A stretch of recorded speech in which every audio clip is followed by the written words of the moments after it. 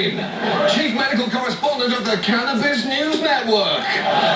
Talking some weed with Erin Burnout and Wolf Splitzer.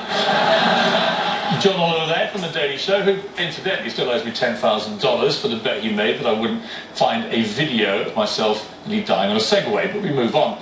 He may be laughing about cannabis, but the fine little pot's a very serious one. Should it be legal? Should it be a crime? Joining me now is Montel Williams, who uses medical marijuana every day to treat intractable pain caused by multiple sclerosis. Also, CNN's Dr. Sanjay Gupta, who changed his mind on marijuana and tells us why in his documentary, Weed.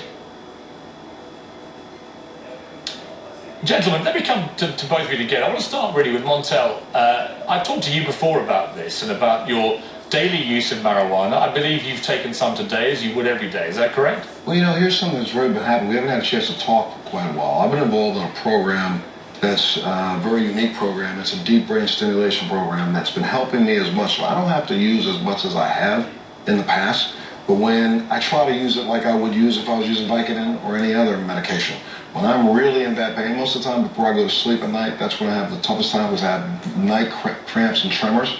And those tremors then cause that pain that stays there at about 2 o'clock or 3 o'clock in the morning. So I normally use in the evening. And so part of the reason why I reached out to you, Pierce, last week while I was in Chile, the second I saw Sanjay promoting his Sunday special, and just the fact that he said, you know what, I stopped and looked at the research, did what a doctor is supposed to do, looked at the research, and now I'm ready to at least look at this under a different light.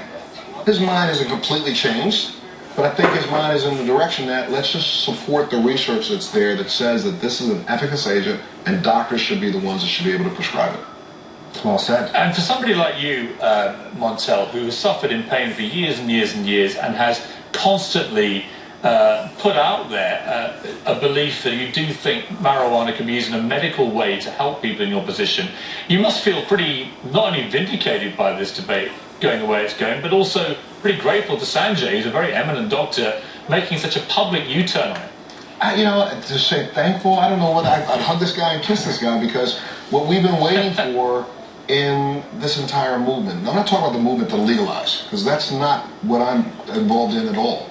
I'm talking about the fact that I have a relationship with a doctor who can right now prescribe me any myriad of psychotropic medication to help affect my pain. Everything from the most extremes to the others. I'm not going to name any because I don't want to put any other drugs down. They don't work for me anymore. I've outused my opiate lifestyle. I can't do it anymore, and the opiates don't work for me.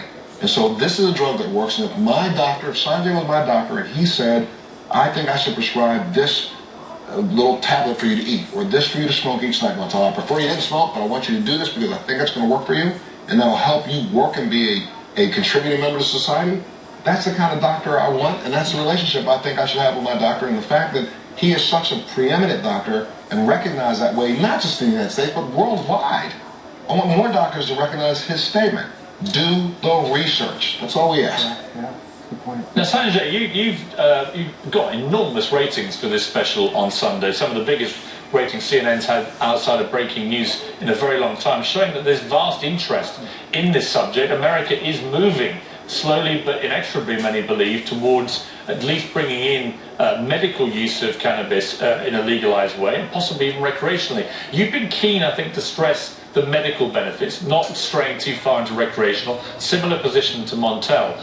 But you've also attracted lots of flack this week from some doctors who say this is dangerous and it shouldn't be happening. I've got one of those doctors coming up after the break, but what is your response to the criticism you've had this week?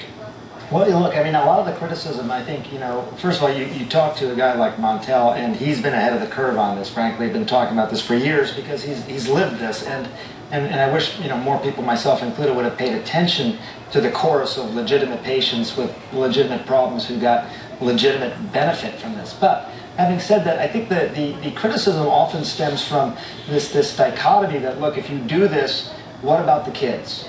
And I get it. I have kids. I understand that concern and all that, but I don't think either Montel or I are saying that this is something that we would start advocating for kids to start taking. Look, if the trade-off is because of the concern about kids, that patients will then be denied therapy that works for them, like Montel Williams and like hundreds and thousands of other patients out there, that is not something that I think doctors or frankly any compassionate person should accept. And Pierce, I got to tell you, before we go to break, honestly, for the last 37 years in the United States of America, our federal government already figured out how to do it. Every single month, they send one of these out to now 4 patients who are alive. It started out with almost 30 patients, 22 patients, and now only 4 of them are alive. They get 500 marijuana cigarettes rolled by the federal government, grown at the University of Mississippi, and then sent out to dispensaries every month. This isn't that hard. All we have to do is have the President of the United States change it from Schedule 1 to Schedule 2, bring it under the controls that we already have, and therefore pharmacies could dispense it. They already have safes. We already have the system in place. And if our government has been testing it, growing it, and selling it for 37 years, how long is it going to take them to figure it out? There is a hypocrisy here. It's amazing. Yeah. I mean, that is an example of hypocrisy. The United States government also owns a patent on marijuana as a medical application. Montel has it here. So we have a patent through our Department of Health and Human Services on marijuana as a therapeutic, and we also schedule it as a Schedule 1, saying it has no medical application. Well, look, we are going to go to that break, I promise now. We're going to come back with Dr. Sharon Levy. She's the Director of Adolescent Substance Abuse Program and also the Chair of the American Academy of Pediatrics. So she has a different view to the pair of you, and I'm sure it'll be a pretty forthright discussion coming after the break.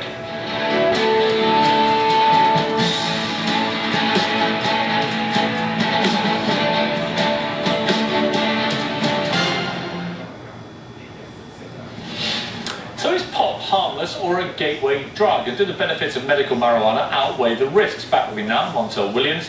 He uses medical marijuana every day. Also Sanjay Gupta, obviously CNN's top doctor. And Dr. Sharon Levy joins me, the Director of the Adolescent Substance Abuse Program at Boston's Children's Hospital. Dr. Levy, you've heard what Sanjay's had to say. You've heard Montel, who actively uses marijuana to deal with his pain very successfully.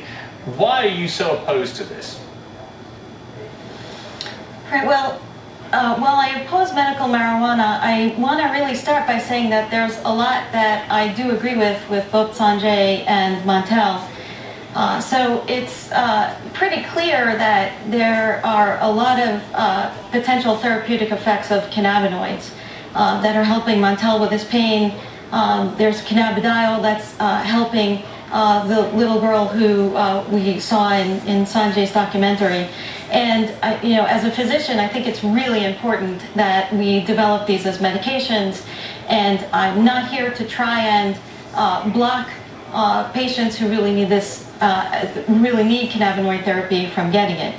The issue is, though, that I would say as a medication, it's not really quite ready for prime time. There's a lot we just don't know about it. We don't have a good idea about how to do dosing. We don't know about the pharmacokinetics of the substance. And we don't know about as much as we need to know about the potential harms, especially for adolescents. The issue really is that for every patient who would benefit from medical marijuana, there are probably several others who could be harmed by marijuana by using it for a condition that's really not going to help it. But I mean, isn't it slightly absurd that the US government still classifies marijuana in the same category as LSD and heroin, which are defined, I'm quoting here, drugs with no currently accepted medical use and a high potential for abuse? Quite clearly, even you agree with Sanjay and Montel that there is clear evidence that it does bring therapeutic help and medical help where appropriate. So the classification seems to be completely wrong, doesn't it? Well, I think that there has been difficulty in studying cannabinoids largely because of a confluence of circumstances that were brought up in the special and in other interviews that we've seen on CNN. And we know that there are more agencies regulating cannabinoids than other substances that we develop as medications. And, that may need to be addressed. And I think as physicians, we should be advocating for fixing the regulatory problem so that we can study this the proper way and we can use it as medications. I worry, though, that medical marijuana is really a workaround, and whenever you do a workaround, you can make mistakes, and that's why those regulatory processes are there in the first place. And so I think we need to fix them, but I don't think that we should be going around them. Let's play again from Sanjay's riveting documentary, Weed. This is a girl called Charlotte. She was 5 years old and was suffering 300 epileptic-style seizures a week. She's now down to 1 a week, thanks to a special formula of marijuana that didn't get her high. Let's watch this clip. It was his 5-year-old daughter, Charlotte, seizing. Diagnosed with a severe form of epilepsy, she was having 300 seizures a week. Each attack so severe, it had the potential to kill her. They had already tried dozens of high-powered drugs. We needed to try something else, and at that point in time, marijuana was that natural course of action to try. Holding Charlotte in her arms, Paige waited. An hour ticked by, and then another, and then another. She didn't have a seizure that day. And then she didn't have a seizure that night. Did you sit there and look at your watch? And... Right, I thought, this is crazy. And then she didn't have one the next day. And then the next day. And I thought, she would have had 100 by now. And I just thought, this is insane. Yeah, I still get goosebumps when I watch that. But, I have to say, I agree with Dr. Levy. We need to approach this cautiously and responsibly. But just to give you a little context with Charlotte again, who is emblematic of many more patients, she was on several different anti-seizure medications. She was on medications that could potentially be toxic. They wanted to compound a veterinary pill, Dr. Levy, for her. And when they suggested marijuana, everyone thought, well, hang on a second, that's crazy. Marijuana, come on now. And look at her. She's on a medication now that for her is clearly working better than everything else that was out there, and for her far less toxic. So again, I don't want you to think this is an anecdotal story. She is emblematic of so many more patients. Right, but here's the thing, Montel. I want to bring Montel in here because Montel, you yourself have had trouble at airports, being stopped with marijuana pipes and so on. To me, the completely incongruous part of Charlotte's story is that we're all stunned by it. We're all in awe over what has happened in solving her terrible, terrible affliction with medical marijuana. And yet if she steps foot out of Colorado, where it's legal, she could end up breaking the law in other states for something that has clearly almost certainly saved her life. Dr. Levy, let me come to you first, then Montel. That can't be right, can it? Right. Well, my point of view isn't that we should be trying to keep cannabinoids away from children like Charlotte. Clearly it's helped her tremendously. And the best way to deliver cannabinoids right now may very well be these extracts of marijuana. I hope that in the future that we're able to do a little better, that we're able to develop these substances as a medication just like every other.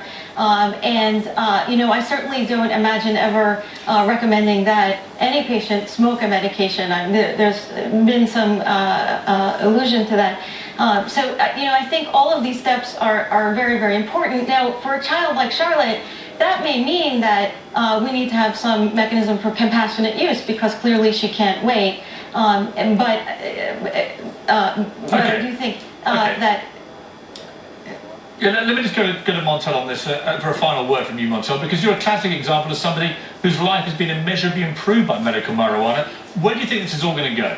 I think that now that we have more doctors, and even Dr. Levy agrees, we need to do the research. This is what we're all saying. Unfortunately, for the last 38 years, our federal government has wasted money researching something and dispensing it, claiming that it was efficacious. So if what they've already made and delivered is efficacious, then send me this. Why not expand the program and allow me to have what our government grows that they now over 38 years says is efficacious and should work. And just like the people who receive this canister, they can travel from state to state to state with this canister. So I'm just going to say that, I spent 22 years in the military supporting and defending this Constitution of the United States in a uniform. I should have the same rights that our government affords for other people. They give this to them to solve their pain problems. I'm in pain, give it to me. And then I don't have to worry about going through airports because this is a pass from the federal government to take it with me. Right. Well, I'm totally with you. I'm totally with Sanjay. But I understand the concerns of Dr. Levy too. And I thank you all for joining me. Good to see you, Montel, as well. Every time you come on my show, I keep thinking, why is that guy not back doing his own show on television? I'm sure it won't be long. We can discuss that at another time. I'm going to leave it there.